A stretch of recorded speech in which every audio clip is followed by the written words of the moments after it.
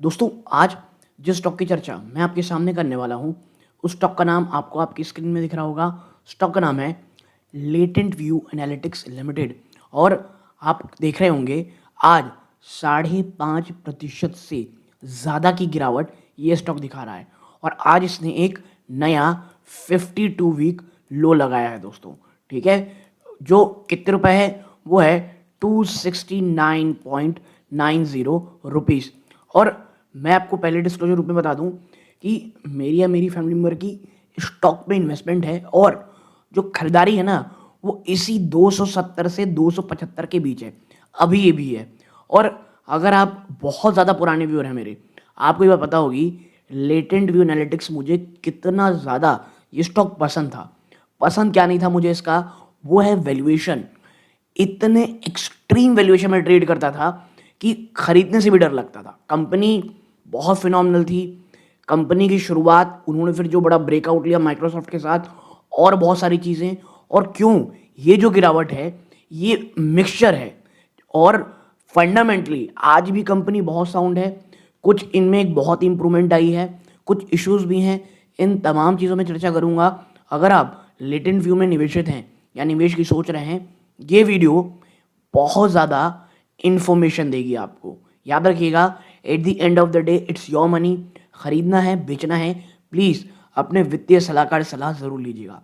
ठीक है नाउ, अब लेटेंट व्यू को अगर आप देखते हो, आप ये पाते हो पिछले एक साल में स्टॉक ने जो हाई लगाया था और हाई भी इसने रिसेंटली लगाया है।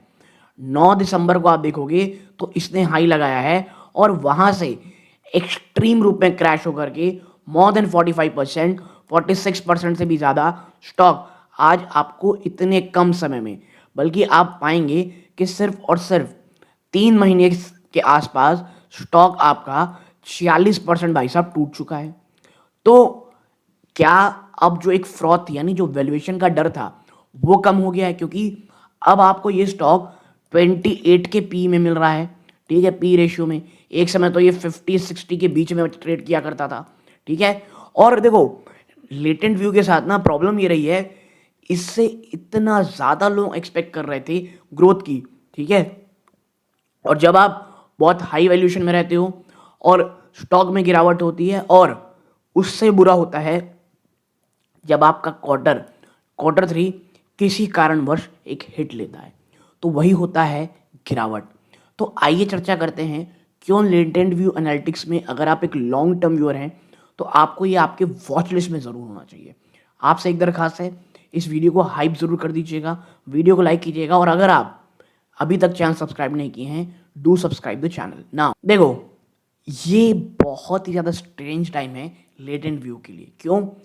एक तरफ आप देखोगे ये कंपनी जो फंडामेंटली लगातार बढ़ रही है, प्रॉफिटेबल भी है, लेकिन on the other hand stock chart अगर आप देखोगे तो उसमें माउंटेन स्लाइड देखेगा। हमने देखा ना 3 महीने में 46% का रिटर्न, नेगेटिव रिटर्न। तो अब आते हैं कि आखिर ये गिरावट क्यों हो रही है कोई भी कॉरपोरेट फ्लफ के बिना। तो देखो भाई, द ओरिजिनल बिजनेस, सबसे पहले आपको पता होना चाहिए कि ये बिजनेस क्या करती है। लेटेंट व्यू जो आज दिख रहा है वो पहले नहीं था। ये एआई जाइंट के रूप में स्टार्ट नहीं हुई थी, 2006 में बनी थी। इनका पहला जो ओरिजिनल ब्रेड और बटर था वो मार्केटिंग था और कस्टमर एनालिटिक्स था। ठीक है, ये वो आदमी थे जो हेल्प किया करते थे कंपनीज को, जैसे माइक्रोसॉफ्ट। जी हाँ, इनको जो पहला ब्रेक मिला था वो 2010 में मिला था। और वो यही मानते थे कि अंडरस्टैंड कि भाई आखिर कस्टमर क्या कर रहा है और क्यों। ठीक है नाउ, जहां पर बहुत सारी जो इंडियन आईटी फर्म थी वो डूइंग बॉडी शॉपिंग, यानी sending engineers to sit at client desk. Latent View focus कर रहा था हाई एंड मैथ और डेटा साइंस में, ताकि वो प्रिडिक्ट कर पाए कंज्यूमर बिहेवियर को। यानी जो चीज़ों की हम आज चर्चा कर रहे हैं, लेटेंट व्यू कई साल पहले से सोच लिया था ना। उसके बाद से वो इवॉल्व हुए एक फुल स्टैक डेटा इंजीनियरिंग और एआई फर्म में। बट इनके डीएनए में still in helping the world's biggest brand Fortune 500 make sense of messy data. ठीक है, तो भाई कंपनी बहुत बड़ी कंपनीज के लिए काम करती हैं। ओरिजिनली क्या थी और आज क्या है आपको समझ में आया होगा। अब आते हैं कि भाई ये तो ठीक है, लेकिन गिरावट क्यों हो रही है। तो देखो गिरावट क्यों है, पहली बात देखो, इस आइडिया से तो पूरी तरह डिसएग्री करो। अगर कोई आपको ये कह रहा है द कंपनी इज फेलिंग, कि कंपनी फेल हो रही है, फॉल हो रही है, इट्स गुड, बट फेल नहीं हो रही है। इंस्टेड स्टॉक जो सफर कर रहा है ना, वो एक है ब्रूटल मिसअलाइनमेंट। यानी हम डिल्यूजनल हो जाते हैं कभी कभी कि एक्चुअली रियलिटी क्या है और एक्सपेक्टेशन। सबसे पहला, द वैल्यूएशन रियलिटी चेक। मैं बार बार कह रहा हूं फॉर अ लॉन्ग टाइम कि जो स्टॉक है ना, वो प्राइस था फॉर परफेक्शन। क्यों? क्योंकि जब आप पी के लगभग अराउंड करते हो ना 60 की, तो आपसे परफेक्शन मांगा जाता है। इवन दो वो ग्रो कर रहे हैं एट 22%। अब investor are no longer willing to pay such a massive premium जब इंटरेस्ट रेट बहुत हाई है, ग्लोबल मार्केट शेकी है।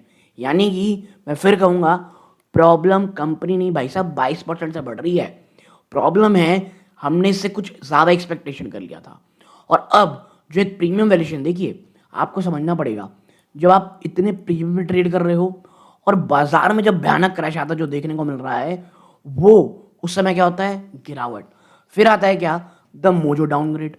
बहुत से टेक्निकल एनालिस्ट जैसे मार्केट मोजो, उन्होंने रिसेंटली डाउनग्रेड किया था स्टॉक को टू सेल।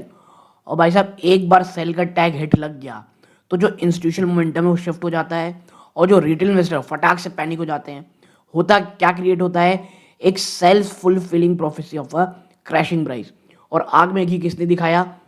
मिडिल ईस्ट की वॉर ने, स्टॉक मार्केट में के ब्लड बाथ ने। ठीक है, फिर हम आगे बढ़ते हैं और देखते हैं वन टाइम ब्लेमिशेस। देखो उन्होंने रिसेंटली 4.6 करोड़ रुपए का हिट लिया ताकि वो कैचअप कर पाए एक्सपेंसेस को, जो इंडिया का नया लेबर कोड आया है। देखो वाइल ये वन टाइम थिंग थी, मार्केट सरप्राइज हिट करता है और जो एक्सपेंसिव कॉलम है उसमें, और ये प्रॉब्लम तमाम भारतीय कंपनियों में इस बार हमको देखने को मिली है। फिर organisational fat trimming, they recently cut about 40 positions. ठीक है, 40 पोजीशन हटाई गई। अब ये लॉन्ग टर्म के लिए तो बड़ी अच्छी एफिशिएंसी के लिए, लेकिन जो हेडलाइंस आती है ना ऑफन रीड जॉब कट को, कि भाई साहब रिटेल इन्वेस्टर को विच स्केयर्स, रिटेल इन्वेस्टर बहुत ज़्यादा डरते हैं जॉब कट क्यों हो रही है, पे नहीं कर पा रहे, काम उतना नहीं है। लेकिन भाई इट्स एआई, और हमें पता है कि जिस तरह से जॉब खा रही है एआई, तो जो काम ही करती है एआई का, जो ऑलरेडी काम है, वो कितना ज़्यादा अपने कह सकते हैं आप काम, जो वर्क है उसे जो लोग हैं, ह्यूमन हेड काउंट है, उसे कम कर रहे होंगे। फिर मिडिल ईस्ट वॉर आ गई, तो ये अच्छी क्या खराब है? तो देखो यार, हमें इस बारे में बहुत ज़्यादा ब्लंट होना पड़ेगा। It is making things verse. ठीक है, बट हाँ ये उस तरह ही जैसे आप सोच रहे हो। देखो जो डायरेक्ट इम्पैक्ट है वो न्यूट्रल है। लेटेंट व्यू सिर्फ 0.5% कमाता है अपना रेवेन्यू फ्रॉम मिडिल ईस्ट। और ये जो बॉम्ब है ना in the desert doesn't stop their data center in Chennai या सैन होजे जो अमेरिका में है। फिर प्रॉब्लम क्या है? The macro impact is negative. War ने क्या पुश किया ऑयल प्राइस को टुवर्ड्स $120 प्रति बैरल, और अभी भी $110 के ऊपर ही ट्रेड कर रहा है। इसने महंगाई बढ़ाई। जो फॉरेन इंस्टीट्यूशनल इन्वेस्टर हैं लगातार पैसा निकालना शुरू किए आउट ऑफ जो risky Indian mid cap stock है जैसे लेटेंट व्यू, और उसे पार्क किए सेफ यूएस डॉलर में। तो वॉर भले ही ना मार रही हो स्टॉक प्राइस को, ठीक है, is killing the stock price, it's even if it isn't killing the business. जो वॉर है वो स्टॉक प्राइस को तो मार रही है, भले ही बिजनेस को नहीं, क्योंकि एफआई पैसा निकाल कहाँ डाल रहे हैं भाई साहब? अमेरिकी डॉलर में। क्योंकि देखो सबसे सेफ अभी अमेरिकी डॉलर रहने वाला है। डॉलर मजबूत होगा, यूएस जो सिक्योरिटीज़ हैं वहाँ पे पैसा लगाओ, बिंदास रखो, 4-5 आपको जितना भी परसेंट है गारंटेड रिटर्न है। यहाँ तो करेंसी अलग गिर रही है, फिर स्टॉक में अलग गिरावट है, तो इतना रिस्क कोई क्यों लेगा अमेरिकी या एफआईआई? फिर the good news for retail investor, अगर आप ना ये तमाम जो गिरावट है रेड नंबर के बियॉन्ड देखोगे, तो जो स्टोरी है ना ग्रोथ की वो एक्चुअली हो रही है। पहला है डेटा ब्रिक्स पार्टनरशिप, ये इनका गोल्डन गूज होने वाला है, सोने की मुर्गी, क्योंकि they are on track to make 16 से 17 मिलियन डॉलर इस पार्टनरशिप से सिर्फ इसी साल। सिर्फ इसी साल 16-17 मिलियन डॉलर कमाएंगे, और टारगेट है 50 मिलियन डॉलर की 3 सालों में।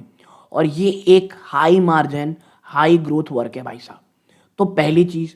फिर दूसरी चीज़ में अगर हम आते हैं, हम पाते हैं बीएफएसआई ग्रोथ। इनकी जो बैंकिंग और फाइनेंशियल सर्विस की वर्टिकल है वो 20% से भी ऊपर की दर में बढ़ रही है। और एक टफ इकोनॉमी में बैंक ज़्यादा खर्चा करता है अपने डेटा में ताकि वोट ऑफ कॉन्फिडेंस बढ़े। फिर द डिसीजन पॉइंट इंटीग्रेशन, उन्होंने कंपनी खरीदी कॉल्ड डिसीजन पॉइंट ताकि वो रिटेल और सीपीजी, रिटेल सीपीजी मतलब कंज्यूमर पैक गुड मार्केट में आ पाए। और वो ऑलरेडी पेइंग ऑफ कर रहा है with new Fortune 500 company logos, logos मतलब एक नई कंपनी उन्होंने ऐड की है। ठीक है, अब आते हैं कुछ हिडन चीज़ों में। वो कौन सी चीज़ है जिसकी कोई भी चर्चा नहीं कर रहा है? देखो, क्या द एजेंटिक एआई पिवट, हर कोई क्या बात कर रहा है जनरेटिव एआई में यानी चैटबॉट की, लेकिन लेटेंट व्यू अब मूव कर रहा है एजेंटिक एआई में, वो सिस्टम जो एक्चुअली एक्शन लेते हैं। इनका जो नया मार्की प्लेटफॉर्म है वो ऑटोमेट करता है पूरे के पूरे लाइफ साइकिल को, मार्केटिंग कैंपेन की लाइफ साइकिल को, किसी भी ह्यूमन इंटरवेंशन के बिना। और ये एक नेक्स्ट बिग थिंग है टेक में जो अभी तक प्राइस्ड इन ही नहीं हुई है। ठीक है, आप देख रहे हो यहाँ पे।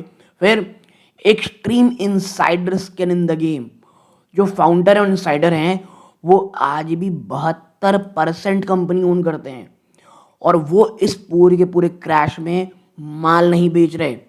अगर वो वरी होते ना इस क्रैश में और बीइंग परमानेंट, आप देखते हैं उन्हें धीरे धीरे निकलने के लिए। ठीक है, और मैं बता दूं 3-4 महीने में 46% गिरावट आसान नहीं होती है। फिर कंजर्वेटिव मैनेजमेंट, और ये लिडेंट वो की सबसे अच्छी चीज़ है। आप समझिए, जो सीईओ है ना, कंपनसेशन ये रफली 2 करोड़ रुपए है, जो नियरली हाफ ए इंडस्ट्री की एवरेज में, वो भी एक ऐसी कंपनी की इस साइज की। ये क्या दिखाता है?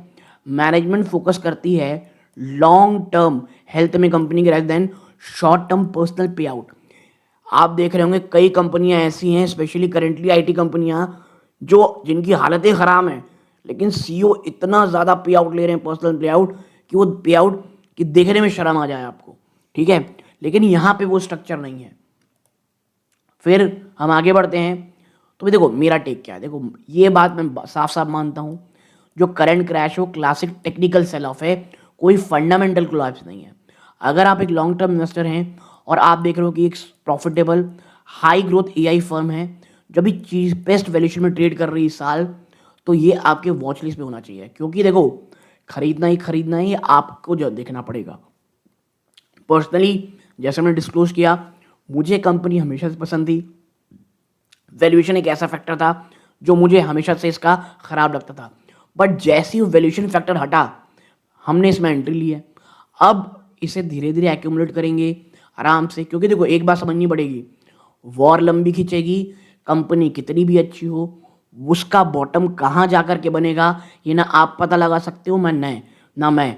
ठीक है, सो आपको अभी थोड़ा कॉशियस रहना है, लमसम की बजाय एक्यूमुलेशन मोड में रहना है। और ये जो ओवरऑल कंपनी है, इसको हमें देखना है Q4 में किस प्रकार की चीज़ें आती हैं। दोस्तों, यहाँ तक जुड़े रहे, बहुत बहुत धन्यवाद। ये वीडियो का अंत है। जय हिंद।